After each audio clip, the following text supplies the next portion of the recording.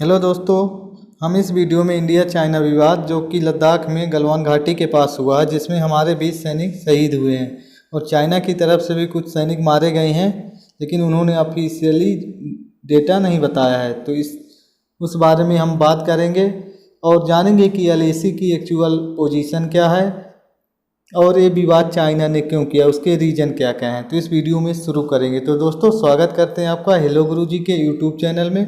दोस्तों, आप वीडियो को इन तक देखिएगा और हम लास्ट में कुछ क्वेश्चंस करेंगे जो कि हमारे एग्ज़ाम पॉइंट ऑफ व्यू से बहुत इम्पोर्टेंट हैं। तो चलिए शुरू करते हैं। तो यहाँ पे देखिए, ये लद्दाख पे गलवान घाटी के पास भारतीय सीमा में कुछ चाइनीज़ सैनिक घुस के अपना अस्थायी पोस्ट बना लिए हैं, जिसके कारण हमारी इंडियन आर्मी ने उनको वहाँ से जाने के लिए बोला, जिसके बीच ये झड़प शुरू हो गई और हमारे 20 सैनिक शहीद हो गए थे। उनके तरफ से भी सैनिक मारे गए हैं, पर उन्होंने ऑफिशियली डाटा नहीं दिया है। तो जानते हैं विवाद क्यों शुरू हुआ। तो सबसे पहले जान लेते हैं एलएसी के बारे में। एलएसी है क्या? तो लाइन ऑफ एक्चुअल कंट्रोल, जो कि भारत और चाइना को अलग करती है। अब एलएसी ये कितनी किलोमीटर लंबी है ये देख लेते हैं। तो ये 3500 किलोमीटर लगभग लंबी है, 3500 किलोमीटर, जो कि भारत और चाइना को अलग करती है। अब यहाँ पे एलएसी ये अरुणाचल प्रदेश में है, इसके बाद ये सिक्किम में आती है क्योंकि बीच में भूटान है यहाँ पे, फिर नेपाल पड़ जाता है, फिर ये अपने भारत में उत्तराखंड, हिमाचल प्रदेश और लद्दाख से होके गुजरती है ये एलएसी यहाँ पे। तो एलएसी टोटल 3500 किलोमीटर लंबी है। इसके बाद अब देखते हैं कि एलएसी बनी कैसे। क्या इसके पहले भी कोई लाइन थी? तो देखिए, 1865 में ब्रिटिश इंडिया के सिविल सर्वेंट W.H. जॉनसन ने जॉनसन लाइन प्रपोज की थी, जिसके हिसाब से अक्साई चीन को जम्मू और कश्मीर का हिस्सा मान, जो अक्साई चीन जो कि यहाँ पे देखिए ये अक्साई चीन है। चाइना ने 68 में युद्ध हुआ था भारत और चाइना के बीच, उस पर अपना कब्जा कर लिया था। तो जॉनसन ने क्या बोला था कि जो अक्साई चीन है वो जम्मू कश्मीर का हिस्सा है, लेकिन चाइना ने 1962 में युद्ध करके इसे अपना बना लिया था। इसके बाद देखिए, 1899 में ब्रिटिश काउंसिल जॉर्ज मैकॉर्टनी ने एक लाइन का प्रस्ताव दिया। इस प्रस्ताव को चीन तक क्लाउड मैकडोनाल्ड ने पहुंचाया था, इसलिए इस लाइन का नाम मैकॉर्टनी मैकडोनाल्ड लाइन, जो आप एक हल्के पीले रंग की लाइन देख रहे हैं, इस लाइन बनी जॉनसन के बाद, जो कि बोला कि ये इंडिया का रीजन है, लेकिन चाइना इसे भी मानने से इनकार कर दिया। और फिर चाइना ने 1962 में युद्ध किया, 1962 में, जिसमें चीनी सेना ज़्यादा शक्तिशाली साबित हुई और लद्दाख क्षेत्र में चीन ने अपने पश्चिमी सीमा का विस्तार कर अक्साई चीन पर अपना पूर्ण नियंत्रण कर लिया। भारत को अपनी फॉरवर्ड नीति को त्यागना पड़ा। युद्ध के बाद दोनों देशों की सेनाएं जहां तैनात थी उसे लाइन ऑफ एक्चुअल कंट्रोल मान लिया गया। तो ये देखिए, लाइन ऑफ एक्चुअल कंट्रोल की स्थिति यहाँ से अपने भारत की सीमा बन गई। यहीं पे जो विवाद हुआ है, तो इंडिया और चाइना के बीच इसी लाइन को लेकर हमेशा विवाद चलता रहता है।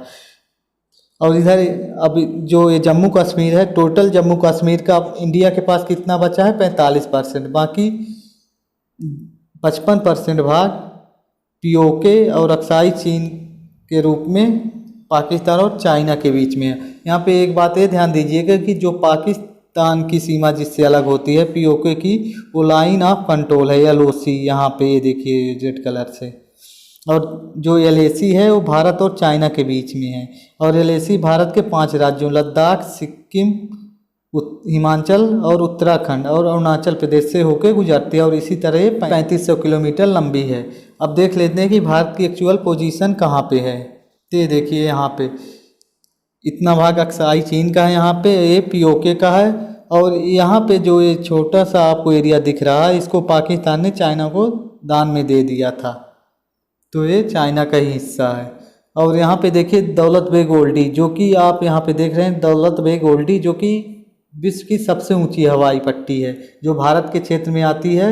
और विवाद का असली कारण इसी को मानते हैं लोग। तो चलिए इसका आगे हम डिस्कशन करेंगे कि विवाद क्यों हो रहा है। देखते हैं गलवान वैली में विवाद क्यों हुआ था। गोंग लेक दिख रही है जो कि लगभग 135 किलोमीटर ये लंबी है। और भारत के पास सिर्फ इसका 45 किलोमीटर एरिया है, बाकी जो बचा वो चीन के कब्जे में है। तो कहीं कहीं पे जो ये एलएसी है वो इसके बीच से भी होकर गुजरती है, जो कि कन्फ्यूजन पैदा करती है। तो यहाँ पे देखिए जो आपको ये ऊंची पहाड़ियाँ दिख रही हैं, यहाँ ऊंचा फिर नीचा है, फिर ऊंचा फिर नीचा फिर ऊंचा, तो इनको क्या बोलते हैं? फिंगर। क्योंकि ये अंगुली जब मुट्ठी बंद करते हैं हम तो उनके जैसे ऊंचा नीचा, तो इस प्रकार ये इनको नाम दिया गया finger 1, finger 2, finger 3, finger 4, finger 5, finger 6, finger 7 और फिंगर 8। इस प्रकार यहाँ पे 8 फिंगर्स बनी हुई हैं। तो विवाद की जड़ यही फिंगर्स हैं। तो चलिए देखते हैं कैसे। इसमें देखिएगा कि इधर भारत का हिस्सा है, इंडिया का भाग है, और इधर चाइना है। फिंगर 8 के बाद इधर चाइना है। तो यहाँ पे देखिए जो भारत एलएसी मानता है, लाइन ऑफ एक्चुअल कंट्रोल, वो यहाँ से मानता है, फिंगर 8 से होके जा रही है लाइन ऑफ एक्चुअल कंट्रोल। पर जो चाइना मानता है वो बोलता है कि एलएसी कहाँ से जा रही है? फिंगर 4 से होके जा रही है।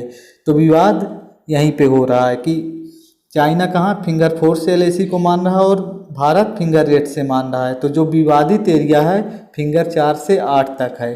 अब यहाँ पे दोनों अपना अपना दावा पेश कर रहे हैं। हालांकि ये भारत का हिस्सा है पर चाइना भी दावा पेश कर रहा है। तो यहाँ पे क्या होता था कि जो सैनिक थे वो फिंगर 4 से फिंगर 8 तक पैदल गश्त मारते थे दोनों तरफ से। इसी कारण इनके बीच एक समझौता हुआ था कि ये गोली नहीं चलाएंगे, बंदूक नहीं चलाएंगे और आप शांति तरीके से अपनी अपनी सीमाओं पे पैदल गश्त करेंगे।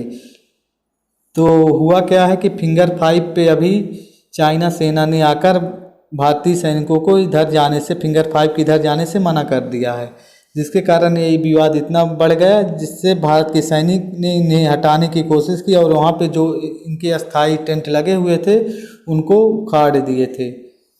तो हमारे इसी झड़प में हमारे 20 सैनिक शहीद हुए। हालांकि चाइना की तरफ से भी शहीद हुए हैं। कहाँ पे हुआ? तो यहीं पे फिंगर 4 और 5 की पेट्रोलिंग पॉइंट 14 है, वहाँ पे हुआ है। पेट्रोलिंग P14 पे हुआ, पेट्रोलिंग पॉइंट 14 पे। तो इस विवादित क्षेत्र को अच्छे से समझते हैं कि है कैसे। तो देखिए इधर इंडिया फिंगर 4 तक, यहाँ पे क्या है, ये लाइन जो आप देख रहे हैं ये फिंगर 4 है और ये लाइन क्या है? फिंगर 8 है। ये फिंगर 8 है और ये 4 है। अब यहाँ पे इधर चाइना की पोस्ट बनी हुई, फिंगर 8 पे चाइना की पोस्ट बनी है और फिंगर 4 पे कहाँ है? इंडिया की पोस्ट बनी हुई है एक।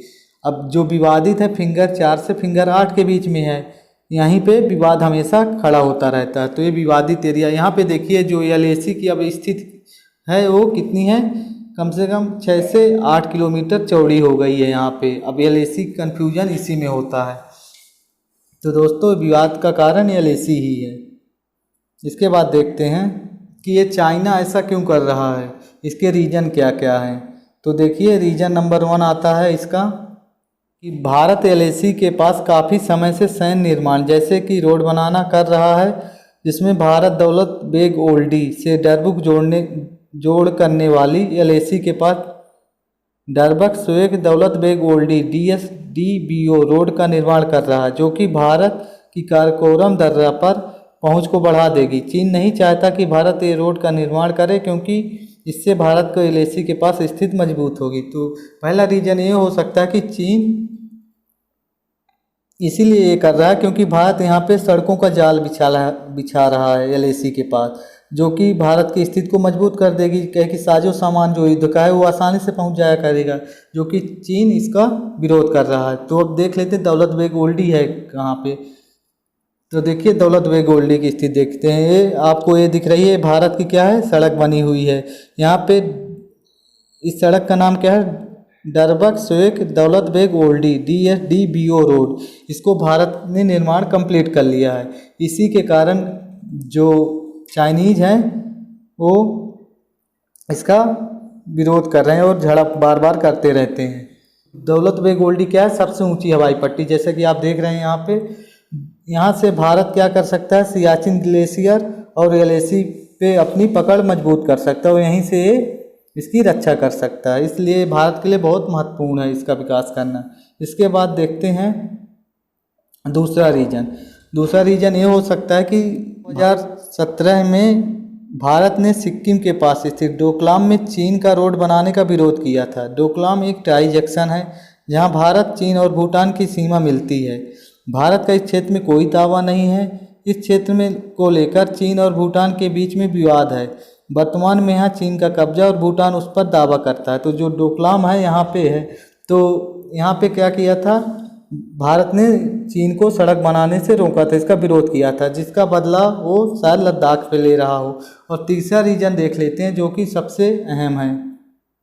कोरोना महामारी से लोगों का ध्यान हटाने के लिए भी चीन ऐसा कर सकता है, क्योंकि चीन का विश्व के लगभग सभी देशों का से विरोध हो रहा है। तो चीन ऐसा इसलिए कर रहा हो, शायद मीडिया का ध्यान इस पर ना जाए और युद्ध पर चला जाए, जिससे कोरोना महामारी में जो उसके ऊपर इल्ज़ाम लग रहे हैं वो ना लगें। तो चीन इसलिए शायद ऐसा कर रहा हो। अब इसके बाद देख लेते हैं इंपॉर्टेंट फैक्ट जो कि हमारे एग्जाम पॉइंट ऑफ व्यू से इम्पोर्टेंट है। तो सबसे पहले देखिए गलवान घाटी। गलवान घाटी कहाँ है? लद्दाख में स्थित है। अब दूसरा देखिए, चीन की सेना का नाम क्या है? पीपुल लिबरेशन आर्मी है। पैगोंग लेक कहाँ? लद्दाख में स्थित है। World highest salt water lake कहाँ? पैगोंग लेक में है। काराकोरम दर्रा कहाँ? लद्दाख में स्थित है। दौलत बेग ओल्डी हवाई पट्टी है ये, और ये विश्व की सबसे ऊंचाई पर स्थित हवाई पट्टी है। और नाथुला दर्रा कहाँ स्थित है? सिक्किम में स्थित है। और डोकलाम विवाद कब हुआ था?